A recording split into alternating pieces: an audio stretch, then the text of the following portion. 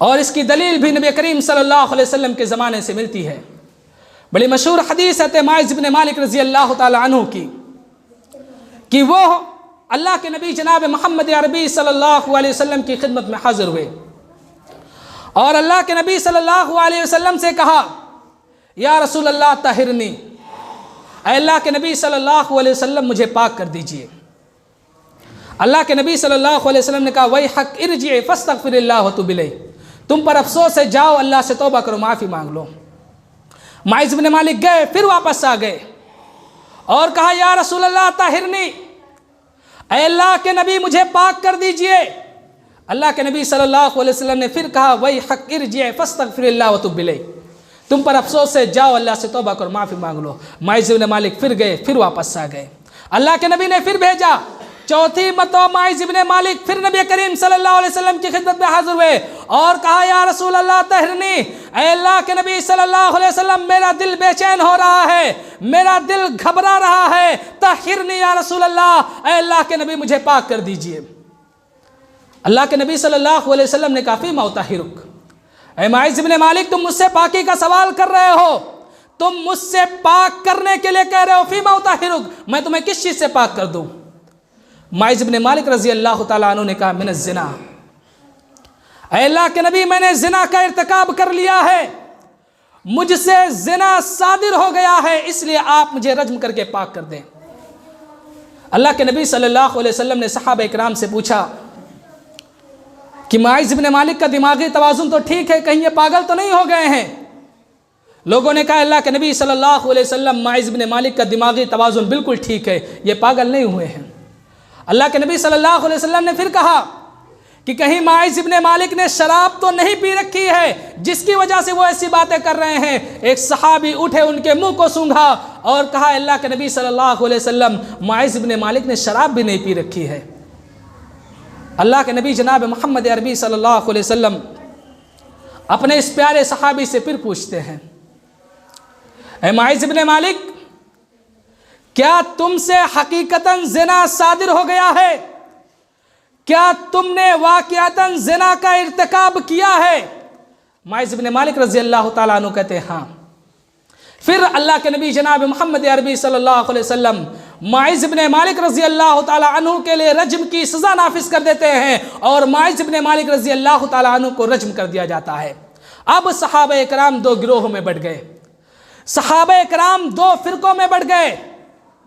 کچھ لوگ کہنے لگے کہ معاذ ہلاک ہو گئے اس لیے کہ ان کے گناہوں نے انہیں پکڑ لیا، اور جبکہ کچھ لوگ کہنے لگے کہ معاذ بن مالک رضی اللہ تعالیٰ عنہ کی توبہ سے اچھی کوئی توبہ نہیں ہو سکتی، کیونکہ انہوں نے خود نبی کریم صلی اللہ علیہ وسلم کی خدمت میں حاضر ہو کر کے اپنے آپ کو پاک اور صاف کرا لیا تھا۔ 2-3 دن گزر گئے، اس کے بعد اللہ کے نبی جناب محمد عربی صلی اللہ علیہ وسلم صحابہ کرام کی مجلس میں تشریف لاتے ہیں، صحابہ کرام کو سلام کرتے ہیں اور اس کے بعد کہتے ہیں استغفروا لمعاذ بن مالک، اے میرے صحابہ معاذ بن مالک کے لیے مغفرت کی دعا کرو، معاذ بن مالک کے لیے بخشش کی دعا کرو۔ صحابہ اکرام معاذ بن مالک رضی اللہ تعالیٰ عنہ کے بخشش کی دعا کرتے ہوئے کہتے ہیں کہ اللہ رب العالمین معاذ بن مالک کو معاف فرمائے۔ اس کے بعد اللہ کے نبی صلی اللہ علیہ وسلم نے کہا لَقَدْ تَابَ تَوْبَةً لَوْ قُسِمَتْ بَيْنَ أُمَّةٍ لَوَسِيَتُهُمْ، کہ اے میرے صحابہ معاذ بن مالک نے ایسی توبہ کی تھی کہ اگر وہ ایک گروہ میں تقسیم کر دی جائے تو تمام لوگوں کے لیے کافی ہو جائے۔ اور اسی طرح ایک غامدیہ عورت نبی کریم صلی اللہ علیہ وسلم کی خدمت میں حاضر ہوتی ہے اور کہتی ہے اللہ کے نبی صلی اللہ علیہ وسلم مجھے پاک کر دیجئے۔ اللہ کے نبی صلی اللہ علیہ وسلم اس سے بھی کہتے ہیں ویحک ارجعی فاستغفر اللہ وتوب الیہ، تم پر افسوس ہے، جاؤ اللہ سے توبہ کرو، معافی مانگ لو۔ وہ غامدیہ عورت کہتی ہے اے اللہ کے نبی صلی اللہ علیہ وسلم، کیا آپ مجھے اسی طرح واپس کرنا چاہتے ہیں جس طرح آپ نے معاذ بن مالک کو واپس کیا تھا؟ اللہ کے نبی صلی اللہ علیہ وسلم پوچھتے ہیں کہ تمہارا معاذ بن مالک سے کیا تعلق ہے، تمہارا معاذ بن مالک سے کیا رشتہ ہے؟ وہ عورت کہتی ہے کہ اللہ کے نبی صلی اللہ علیہ وسلم، معاذ بن مالک نے میرے ساتھ ہی زنا کا ارتکاب کیا تھا اور میں انہی کے نطفے سے حاملہ ہوں. جس طرح ماعز ابن مالک کو پاک کیا گیا اسی طرح آپ مجھے بھی پاک کر دیجئے. اللہ کے نبی صلی اللہ علیہ وسلم نے کہا کہ ابھی تمہیں رجم نہیں کیا جا سکتا یہاں تک کہ تم بچے کو جنم دے دو. پھر جب وہ عورت بچے کو جنم دیتی ہے نبی کریم صلی اللہ علیہ وسلم کی خدمت پہ حاضر ہوتی ہے اور کہتے ہیں اللہ کے نبی صلی اللہ علیہ وسلم میں نے بچے کو جنم دے دیا ہے, اب آپ مجھے پاک کر دیجئے. اللہ کے نبی صلی اللہ علیہ وسلم کہتے ہیں کہ نہیں, ابھی بھی تمہیں رجم نہیں کیا جا سکتا یہاں تک کہ بچہ تمہارا دودھ پینا چھوڑ دے. ایک عرصے کے بعد وہ عورت واپس آتی ہے, بچے کے ہاتھ میں روٹی کا ایک ٹکڑا ہوتا ہے. وہ عورت اللہ کے نبی صلی اللہ علیہ وسلم سے کہتی ہے کہ اللہ کے نبی جناب محمد عربی صلی اللہ علیہ وسلم, اب بچے نے میرا دودھ پینا چھوڑ دیا ہے اس لیے اب آپ مجھے پاک کر دیجئے. اللہ کے نبی صلی اللہ علیہ وسلم اس بچے کو ایک مسلمان کے سپرد کرتے ہیں اور پھر اس عورت کے لیے رجم کی سزا نافذ کر دیتے ہیں. اس عورت کو رجم کیا جاتا ہے. اسی درمیان حضرت خالد بن ولید رضی اللہ تعالیٰ عنہ ایک بڑا سا پتھر لے کر اس عورت کے سر پر مارتے ہیں جس سے خون کے کچھ چھینٹے حضرت خالد بن ولید رضی اللہ تعالیٰ عنہ کے چہرے پر پڑ جاتے ہیں, جس کی وجہ سے حضرت خالد بن ولید رضی اللہ تعالیٰ عنہ اس عورت کو برا بھلا کہنے لگتے ہیں. لیکن جیسے ہی یہ آواز نبی کریم صلی اللہ علیہ وسلم کے کانوں تک پہنچتی ہے, جیسے ہی یہ آواز نبی کریم صلی اللہ علیہ وسلم کے کانوں پر دستک دیتی ہے, اللہ کے نبی صلی اللہ علیہ وسلم حضرت خالد بن ولید رضی اللہ تعالیٰ عنہ کو روکتے ہوئے ٹوکتے ہوئے کہتے ہیں مہلن یا خالد فوالذی نفسی بیدی لقد تابت توبتن لو قالها صاحب مقصل لغفر له کہ اے خالد رک جاؤ, اس عورت کو برا بھلا نہ کہو, اس ذات کی قسم جس کے قبضے میں میری جان ہے, اس عورت نے ایسی توبہ کی ہے کہ اگر ایک ٹیکس لینے والا ظالم بھی ایسی توبہ کرتا تو اللہ اسے معاف فرما دیتا. معزز سامعین اکرام, یہ اس وقت کی بات ہے جو دور انسانیت کا سب سے بہترین دور تھا.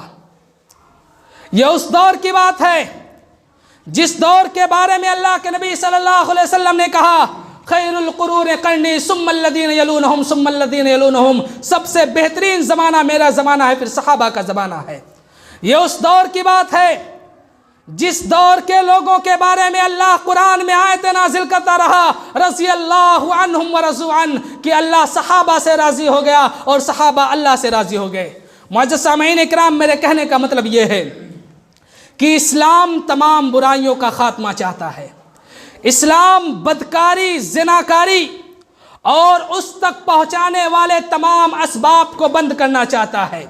اسی لیے اسلام نے ان تمام برائیوں کو ختم کرنے کے لیے عورتوں کو غیر محرم مرد سے پردہ کرنے کا حکم دیا ہے.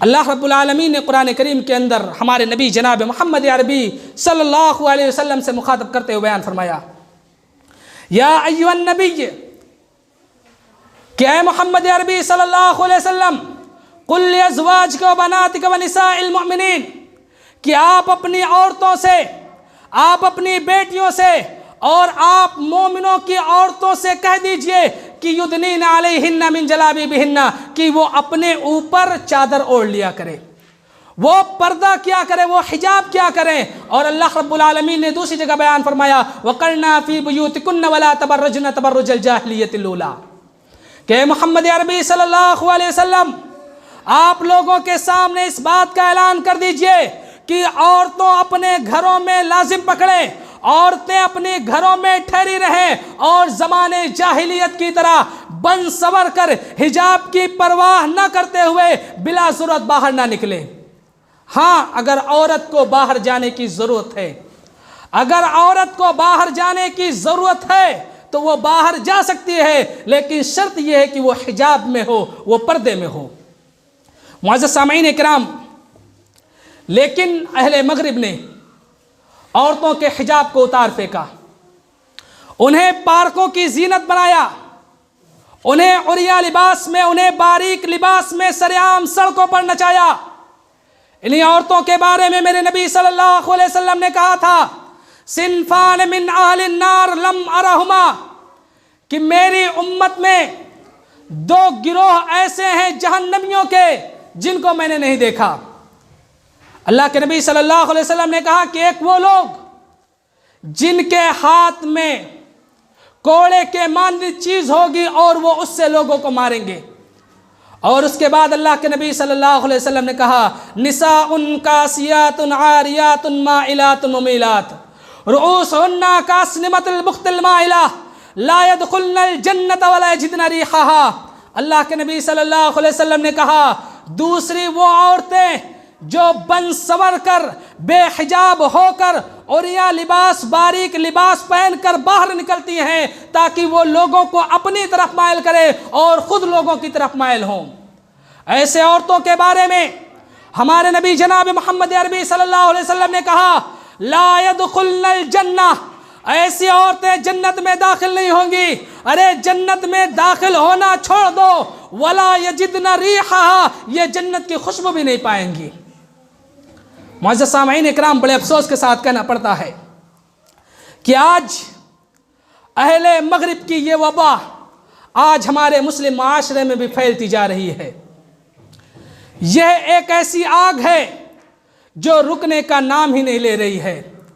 ताज्जुब नहीं बल्कि अफसोस तो इन मुसलमानों पर है जिन्हें कुरान और सुन्नत जैसे दो दो मजबूत हथियार मिले थे, लेकिन इसके बावजूद इनकी मरऊबियत का आलम यह है, इनके डर का आलम यह है कि मगरिब की हर अदा इनका आइडियल बन गई है।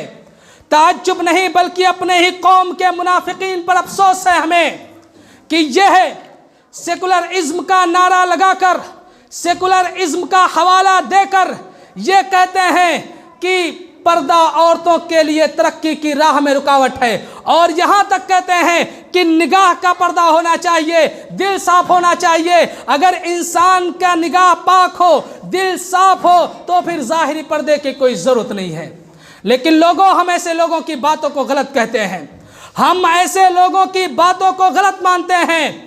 क्यों? इसलिए कि लोगों, हमारा ईमान है, हमारा अकीदा है कि नबी की औरतों से ज़्यादा कोई पाक नहीं हो सकता, नबी की औरतों से ज़्यादा कोई साफ नहीं हो सकता। वो हज़रत खदीजा रज़ी अल्लाह ताला अन्हा जिन्हें अल्लाह रब्बुल आलमीन आसमान से जिब्रील अमीन के ज़रिया सलाम भेजता है, वो हज़रत आयशा सिद्दीक़ा रज़ी अल्लाह ताला अन्हा जिनके बारे में अल्लाह रब्बुल आलमीन कुरान करीम में आयत नाजिल करता है। नबी की हयात तय्यबा में, नबी की मुबारक ज़िंदगी में, नबी के आँखों के सामने नबी की बीवियों ने नबी के सहाबा से पर्दा किया था। वो सहाबा जिनके बारे में अल्लाह कुरान में कहता है रज़ी अल्लाहु अन्हुम व रज़ू अन, कि सहाबा अल्लाह से राज़ी हो गए, अल्लाह सहाबा से राज़ी हो गया। वो सहाबा जिनके बारे में अल्लाह रब्बुल आलमीन कुरान में कहता है वल्लज़ीन तबअूहुम बिइहसान, कि जो मेरे सहाबा के नक्शे कदम पर चलेगा, जो मेरे सहाबा की पैरवी करेगा, अल्लाह उसे जन्नत के अंदर दाखिल करेगा। वो सहाबा जिनके बारे में अल्लाह रब्बुल आलमीन कुरान में कहता है उलाइका हुमुल मुमिनून हक्का, कि सहाबा कराम ही हकीकी मोमिन हैं। इसलिए लोगों, सहाबा कराम से नबी की बीवियों ने पर्दा किया था। लोगों, बाल्फाज दीगर इतना समझ लो कि दुनिया की सबसे पाक औरतों ने, यानी नबी की बीवियों ने, अंबिया के बाद इस रुए ज़मीन पर पाए जाने वाले सबसे पाक लोगों से यानी सहाबे कराम से पर्दा किया था। इसलिए क़यामत तक पर्दा बाकी रहेगा, क़यामत तक हिजाब बाकी रहेगा। मुअज़्ज़ज़ सामईन कराम, इन्हीं मुनाफिकीन की वजह से और हमारे आपसी इख्तिलाफात की वजह से आज इस्लामी शनाख्त को मिटाने की कोशिश की जा रही है, आज इस्लामी पहचान को ख़त्म करने की कोशिश की जा रही है।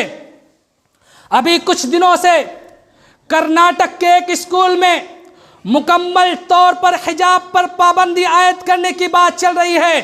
अभी 2-3 दिन पहले कर्नाटक के एक स्कूल के अंदर गैर मुस्लिमों के ज़रिया से एक मुसलमान बच्ची के सामने कुफरिया नारा लगाकर हिजाब की मुखालफत की जाती है।